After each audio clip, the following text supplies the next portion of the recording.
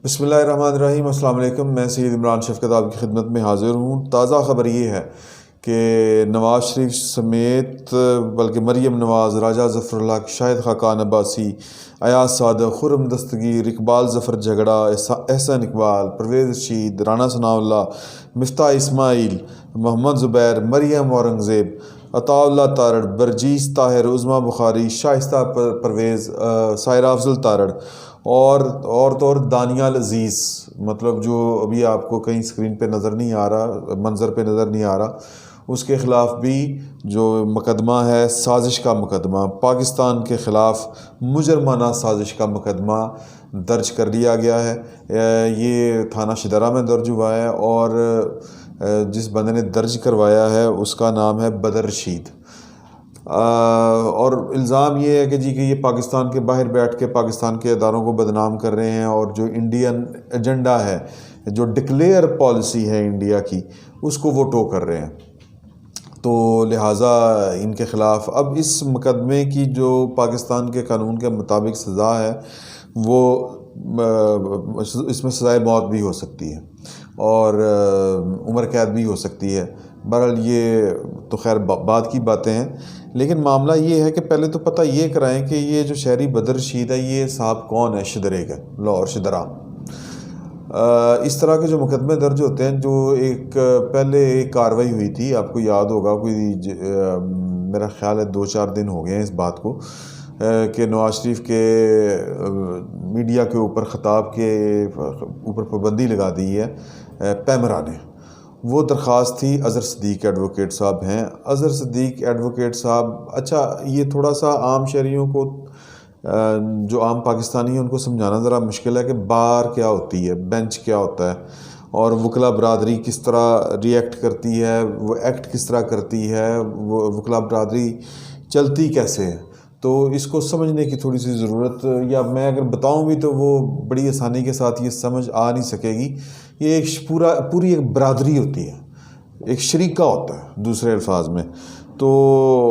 اس میں کچھ لوگ بعد میں آ کے انڈکٹ ہوتے ہیں۔ مثال کے طور پہ ایک بندہ جس نے ساری عمر نوکری کی ہے، پولیس کی نوکری کی ہے، کوئی اور سرکاری نوکری کی ہے، پھر اس کو ساتھ ساتھ اس نے وکالت بھی کی ہوئی ہے، امتحان پاس کیا اور اس کا دل کیا کہ میں جا کے وکالت کر لوں، تو وہ اس کو آؤٹ سائڈر کہتے ہیں۔ وکیل وہی ہوتا ہے کہ جو یونیورسٹی سے پڑھ کے بڑی ینگ عمر میں آ جائے بار میں اور پھٹا لگا کے بیٹھ جائے، کسی کا شاگردی اختیار کر لے، تو وہ ایک طرح سے نا پھر جو ہوتی ہے نا اس پروفیشن میں قرابت داریاں پیدا ہو جاتی ہیں۔ آپ جانتے ہوتے ہیں کہ اچھا جی نال جڑا دفتر ہے، چیمبر ہے، وہ کدھر، وہ فلانے چودھری صاحب دا چیمبر ہے، فلانا ایڈوکیٹ، اچھا اتنے ادھر جونیئر کڑے نے، وہ جی ایک ڈسکے دا ہے، کتوں دا ہے، ایک دوسرے سے یوں جڑے ہوئے ہوتے ہیں یہ لوگ۔ تو ان میں جو ایلین ہوتا ہے اس کا بھی پتہ چل جاتا ہے کہ یہ یار ہے، پتہ نہیں کون ہے، کتوں آیا، کوئی مطلب یہ والی۔ اظہر صدیق صاحب کو جو میں نے تمہید باندھی ہے، لاہور ہائی کورٹ بار کا، لاہور بار کا جو ایک وکیل جانتا ہے کہ اظہر صدیق صاحب کس طرح آپریٹ کرتے ہیں، وہ ان کے خیالات راتوں رات کس طرح تبدیل ہوتے ہیں اور وہ کن کے کہنے پہ کیا کچھ کرتے ہیں۔ تو وہ جو انہوں نے پٹیشن ڈالی ہے، اس سے پہلے انہوں نے الطاف حسین کے خلاف ڈالی تھی پٹیشن کہ یہ پاکستان کے اداروں کے اور کے خلاف بولتا ہے، تو لہٰذا اس کو نشر کرنے پہ پابندی لگائی جائے۔ اب انہوں نے ظاہر ہے وہ بھی کس کے کہنے پہ ڈالی ہوگی، کم از کم وکلا برادری تو اچھی طرح جانتی ہے۔ پھر یہ والی جو پٹیشن ڈالی ہے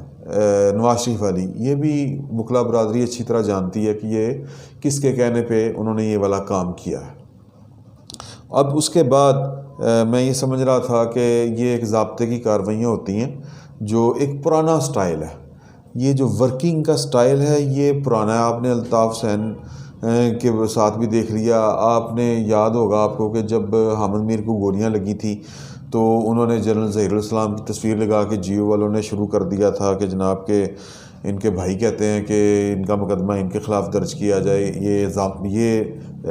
مطلب ذمہ دار ہے حامد میر پر لگنے والی گولیوں کے۔ تو اس کے بعد کیا ہوا تھا؟ اس کے بعد یہ ہوا تھا، ایک تو جیو نے ظاہر ہے کہ ایک غیر ذمہ داری کا مظاہرہ کیا، اتنا بلنٹ نہیں ہونا چاہیے تھا، لیکن اس کے بعد یہ ہوا کہ ہر طرح کی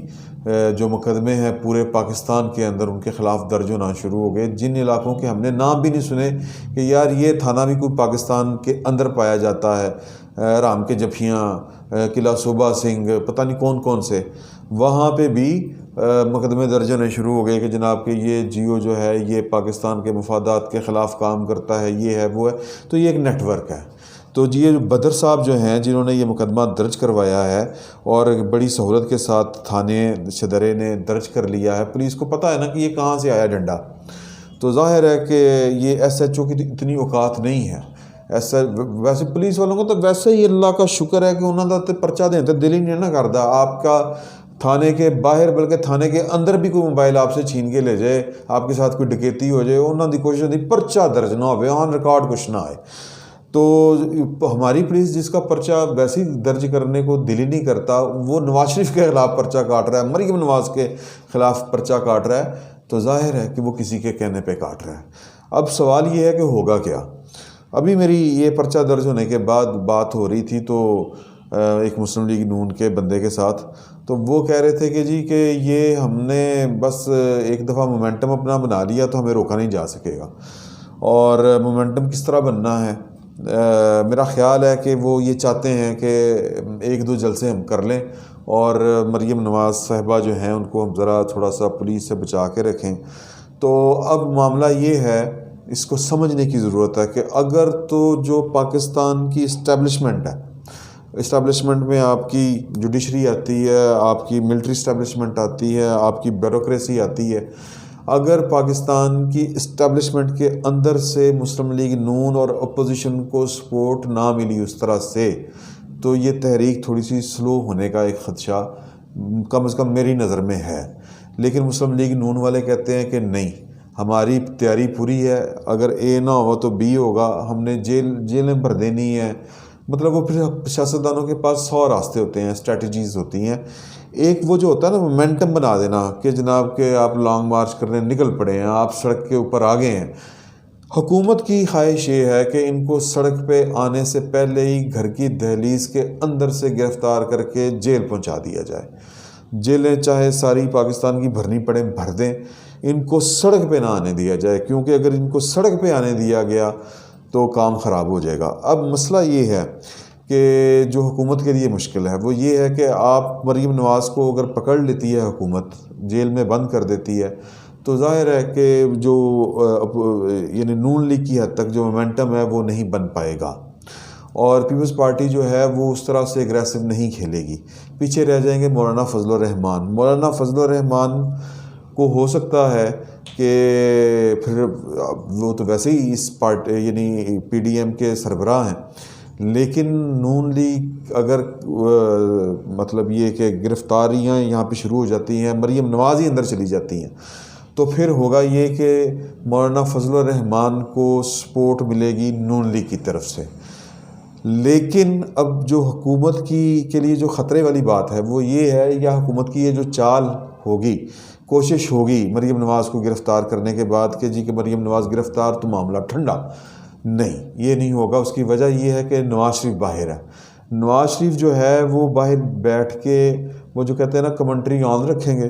اور وہ جو ہے نا ٹک ٹک لگائے رکھیں گے، اور حکومت جو ہے اس کو کہہ لیں کہ ایک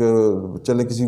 گولے توپ کا سامنا نہ ہو، لیکن اس کو ایک ٹینشن بہرحال ضرور رہنی ہے کہ یار کہ یہ کام خراب ہو گیا ہے، کہ نواز شریف جو ہے وہ باہر بیٹھ کے اپنے لوگوں کو مینیج بھی کر رہا ہے۔ وہ اب یوں کہہ لیں کہ مریم نواز کی گرفتاری کی صورت میں نواز شریف کو 7 سمندر پار بیٹھ کے یہ جو تحریک ہے اس کو لیڈ کرنا ہے اور موبلائز کرنا ہے۔ یہ کیا نون لیگ، اب سوال یہ ہے کیا نون لیگ جو ہے اس کے پاس پلان بی ہے اس طرح کا، جس طرح کی میں نے آپ سے بات کی ہے، اس کے لیے کیا اس نے کوئی میکینزم بنایا ہے؟ اگر تو وہ انہوں نے میکینزم نہیں بنایا تو ابھی بھی دیر نہیں ہوئی۔ اگر وہ میکینزم بنا لیتے ہیں کہ مریم نواز اور جو دوسری سطح کی جو لیڈرشپ ہے یہ جیل کے اندر چلی جاتی ہے، یہ گرفتار ہو جاتی ہے، تو پھر اگر ہمیں اسٹیبلشمنٹ کی طرف سے جو ہے اندر سے سپورٹ نہیں ملتی، تو پھر ہم نے اپنے کارکن کو کس طرح موبلائز کرنا ہے، نواز شریف صاحب باہر بیٹھ کے کس طرح اپنے کارکنوں کو موبلائز کریں گے۔ کیا ان کے پاس لنڈن میں بیٹھ کے ہے کہ جی اچھا اگر یہ یونین کونسل فلاں کا حافظ آباد کا زمان پون جو ہے وہ گرفتار ہو گیا تو اس کے بعد جو ہے اس کے بعد کس کا نمبر ہے، میں نے کس کے ساتھ رابطہ کرنا ہے، ہماری تنظیم نے کس سے رابطے کرنے ہیں، اگر تو یہ نیٹ ورکنگ مکمل انہوں نے کر لی ہوئی ہے تو پھر یہ تحریک نہیں رکے گی،